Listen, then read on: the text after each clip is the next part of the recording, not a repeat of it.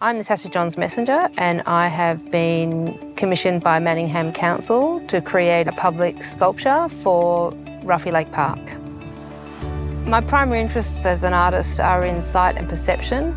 I sometimes refer to myself as a spatial artist in that I use space itself as a medium, and the work wanted to act as a framing device to anchor the participant viewer in the space itself.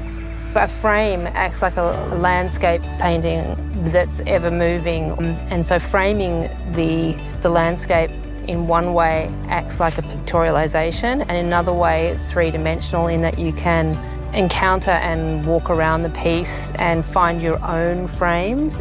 So the unique characteristics of this particular site were the 360 sort of panorama, the fact that you're on a hill, as well as the fact that there's a lake down the bottom, and the simple geometric structures of an ellipse and a circle act like a framing device in all directions. There's no single point that is the best point to see it from. It's ever changing. The broader concerns of my practice are about awareness and perception, and for that to occur, you need to slow down. So my hope is that the piece prompts to maybe take a minute to sort of look through the geometric framing of the piece and enjoy the environment in a different way. Perhaps it'll make them come off their walking path to engage with the space in a way a little bit differently from they did before the sculpture was there.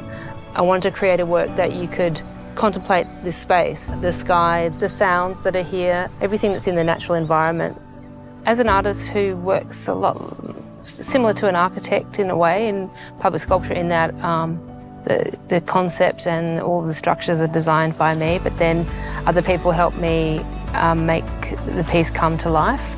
They look quite simple sitting on the landscape, but it's a lot of effort. It had to be transported on an overload truck and drive all the way from Ballarat, and those logistics are a really important part of creating these kinds of works. When choosing materials for public space, obviously they have to be able to literally weather the storm.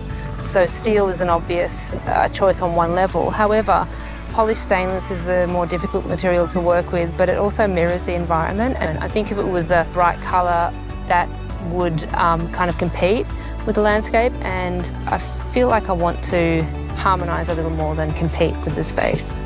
It's even got surprising elements for me, and I'm really happy that you can view it from the pathway, the walking pathway at the top, the walking pathway at the bottom, or you can go near it. You can have a picnic inside it, I just want people to enjoy it.